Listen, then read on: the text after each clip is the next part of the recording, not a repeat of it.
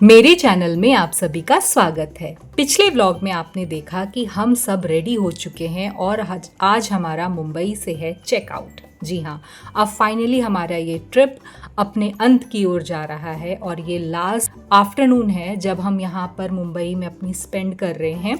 और जैसे हम पिछली बार मैंने दिखाया कि हम पूरे रेडी थे हमारा लगेज जाने के लिए, कि जैसे ही वो जाएगा हम पहुँचेंगे नीचे और रिसेप्शन पर वेट करेंगे। चलें को मन है, चलो चलते हैं। आ चुके हैं रिसेप्शन पर क्योंकि अभी हमें यहाँ वेट करना, हमारी फ़्लाइट इवनिंग की है और कुहू को कुछ मंचिंग करना था तो मैं उसे ले आई थी मोमोज़ खिलाने के लिए। उसके बाद वापस से मैं उसे लेकर के आई पृथ्वी थिएटर, जहाँ पे उसने कुछ खाने पीने की चीज़ें ली और वापस से बोबा टी खरीदी और वो पीते हुए अब हम वापस जा रहे हैं होटल की तरफ। 3 दिन में बारिश के चलते बहुत सारी चीज़ें नहीं हो पाई, लेकिन आज मुझे अपनी सिस्टर इन लॉ से मिलना है, जाने से पहले उनसे मिलना है। सुबह मेरी बात हो चुकी है, वो ऑफिस में थी अपने, और जैसे ही उन्होंने सारा शेड्यूल हमारा सुना तो हम लोगों ने प्लान किया कि हाँ एक सेंटर पॉइंट हम ले लेते हैं, वहाँ पे हम भी आ जाएंगे, आप भी आ जाइए तो हम मिलते हैं। तो ये दीदी ने प्लान किया तो बस हम जा रहे हैं उधर की तरफ। तो जुहू में एक चायोज़ है, हम वहाँ पर गए जहाँ पे हमें उनसे मिलना था। दीदी जिनकी बेटी की शादी में लास्ट ईयर हम लोनावला आए थे। आप है मेरी सिस्टर इन लॉ और इनसे मेरे हस्बैंड की बचपन की बहुत सारी यादें हैं। अगर मेरे हस्बैंड किसी लेडी का नाम लेते हैं तो वो ये हैं, क्योंकि इनके साथ उनके बचपन की बहुत सारी चाइल्डहुड मेमोरी है। तो दीदी से मिले हम, वहाँ काफ़ी देर थे, मैंने कोई भी व्लॉग नहीं किया। मतलब वो टाइम हमारे लिए इतना प्रीशियस था ना, एक तो कम था और ऊपर से हम 1 साल के बाद मिल रहे थे, तो बहुत सारी चीज़ें थी कि हमें आपस में बात करनी है, टाइम स्पेंड करना है। तो काफ़ी देर हम वहाँ बैठे और जैसे ही हमारा टाइम करीब आ गया एयरपोर्ट जाने का तो हम वहाँ से लौट आए। तो अभी बस टैक्सी बुला ली है, ओला कैब भी आ चुकी है। तो अमिताभ बच्चन जी को आते भी हमने प्रणाम किया था, जाते भी प्रणाम कर रहे हैं उनके घर से। तो बस चलिए एयरपोर्ट के लिए ये सफ़र अपना शुरू करते हैं।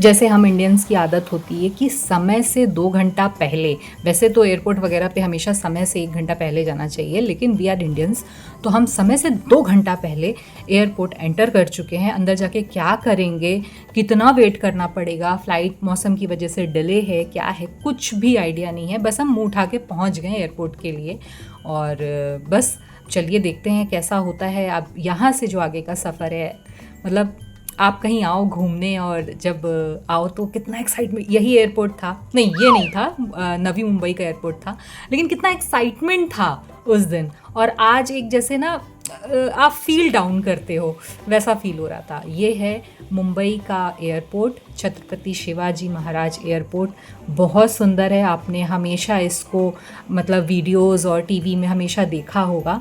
तो यहाँ पर हम आ चुके हैं। बारिश की वजह से पिछले दिन, मतलब एक दिन पहले जिस दिन हम यहाँ पहुँचे उसके एक दिन पहले बहुत सारी फ़्लाइट्स जो थी वो लाइन बाय लाइन कैंसिल हुई। एयरपोर्ट पे तो जैसे मेला लग गया था लोगों का, वेटिंग एरिया खाली नहीं थे, लाउंज खाली नहीं थे, जो मेरे पास वीडियोस आ रहे थे।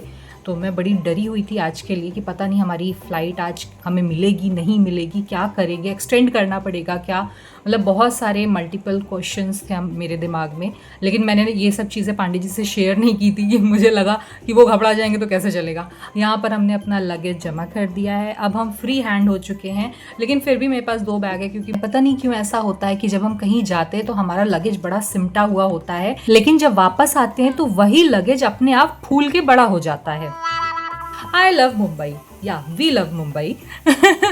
ये जो यहाँ पे एयरपोर्ट की आइकॉनिक वॉल है, यहाँ पे एक फ़ोटो और कुछ वीडियोस तो कंपलसरी हैं भाई। बहुत अच्छा लगता है आपको जब आप मेमोरी लेन में जाकर के ये सारी चीज़ें देखते हो। तो मैंने वहाँ फ़ोटो खिंचवाई, कुहू अब वहाँ कुछ प्रसाद वगैरह खा रही थी, फिर हम यहाँ थोड़ी देर बैठे। हमने कहा बहुत समय है हमारे पास, ना करते हुए भी 1.5 से 2 घंटे थे। फिर हमने सोचा कि चलो क्या ही करेंगे, अंदर चलते हैं, लाउंज देखते हैं, लाउंज में चलते हैं, लाउंज में बैठेंगे थोड़ी देर। लेकिन फिर वहाँ जा कर के ना कुछ तो भी प्लान ऐसा हुआ, हमारा जो लाउंज कार्ट था वो सिर्फ एक पे अलाउ कर रहा था और दूसरा वाला लाउंज कार्ट चल नहीं रहा था, तो हमें बाकी 2 लोगों के पैसे देने पड़ते। तो मैं पांडे जी ने बोला ठीक है चलो, मैंने कहा नहीं, बिल्कुल भी कोई भी ऐसी किसी को भूख नहीं लगी है। मैंने पृथ्वी थिएटर से प्लेन के लिए सब कुछ खाने पीने का पैक करा लिया था, सैंडविच और कुहू को भी जो चीज़ें खानी थी सब ले लिया था। मैं अननेसेसरी अंदर जाने का और अलग से पैसे दे के खाना खाने का कोई भी मतलब नहीं बनता है।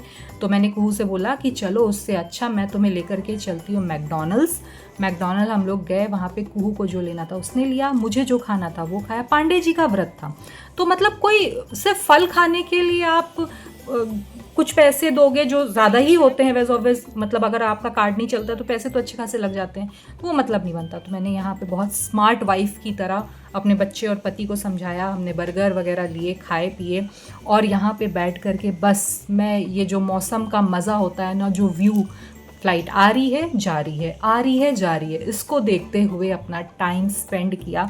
पांडे जी तो बैठ के न्यूज़ देख रहे थे, लेकिन मुझे ना ये व्यू देखने में इतना मज़ा आता है, मैं सारा दिन यहाँ बैठ कर के ये सब देख सकती हूँ। मेरे लिए ये सब चीज़ें ना किसी अजूबे से कम नहीं है कि ये चीज़ हवा में उड़ती है, मतलब एक होता है ना ऑब्सेशन, और एक होता है कि आपका एक पागलपन कह लीजिए।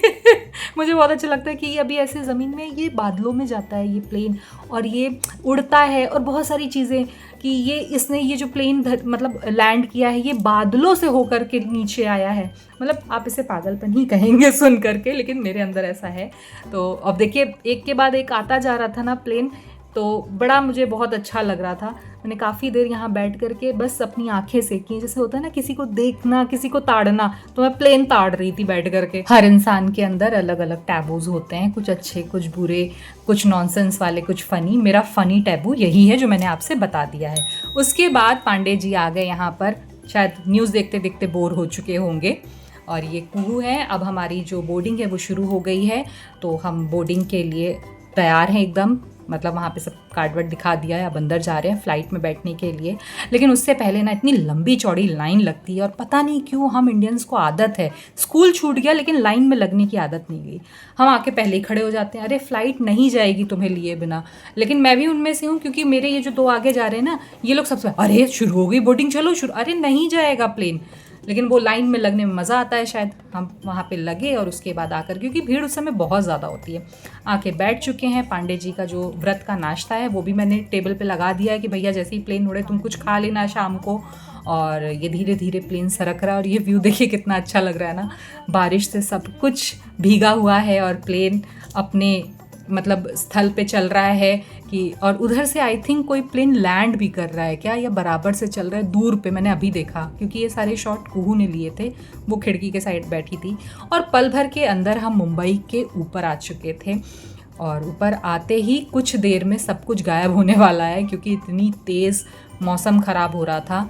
अब बारी है कुछ पेट पूजा की, तो मैं पृथ्वी थिएटर से यहाँ सैंडविच और कुहू को जो भी रोल वगैरह खाना था वो सब ले करके आई थी। तो बस यहाँ पे उसको ठंड लग रही थी, लकीली मेरे पास स्टोल था, मैं हमेशा अपने पर्स में एक स्टोल कैरी करती हूँ, स्टोल था। तो अच्छा हाँ, इसने भी सैंडविच लिए थे, मैंने ये चटनी सैंडविच लिया था जो सुपर यम था।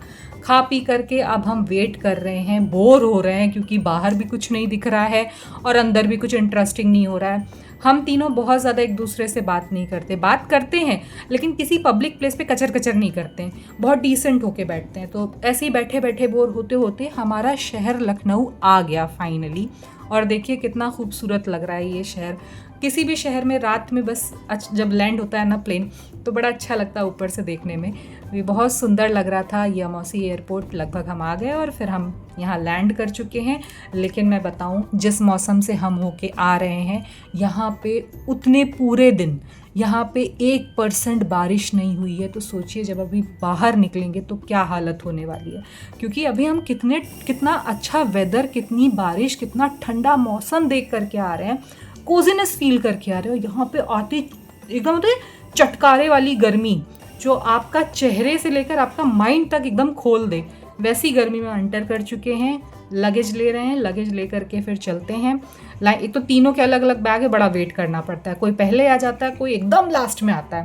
बैग वैग आ चुका है, हमारी कैब भी बुक हो चुकी है, तो चलिए बाहर चलते हैं और इसी के साथ अपने लोनावला और मुंबई के सफ़र को वापस लखनऊ लौट करके समाप्त करते हैं, एंड करते हैं।